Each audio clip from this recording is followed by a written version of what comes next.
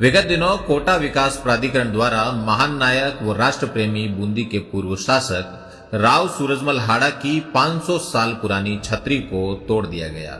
वो छतरी जिसमें स्वतंत्रता के लिए बहे रक्त की महक थी, वो छतरी जिसमें त्याग, तपस्या और तर्पण की गंध थी, वो छतरी जो राजपूताना के स्वाभिमान, साहस और शौर्य की स्तंभ थी।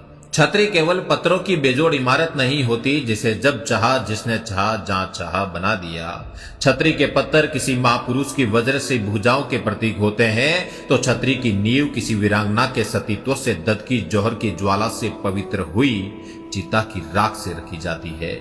छतरी का कंगूरा अपने साम्राज्य की सुरक्षा में, अपने पुत्रवत जनता की सुरक्षा में, अपनी सभ्यता और संस्कृति की सुरक्षा में, रणभूमि में समर्पित किए गए सर्वस्व समर्पण से चमकता है।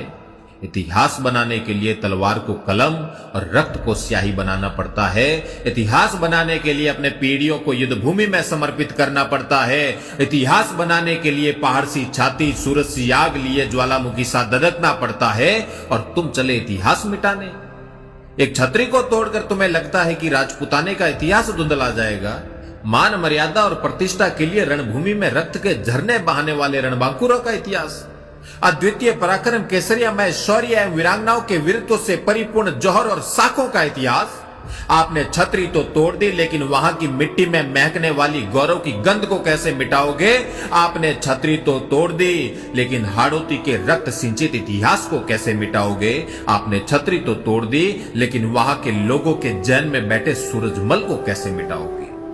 अनर्थ, अनीति और आतंक पर जो चुप पाए जाएंगे, इतिहास के पन्नों में वो सब कायर कहलाएंगे।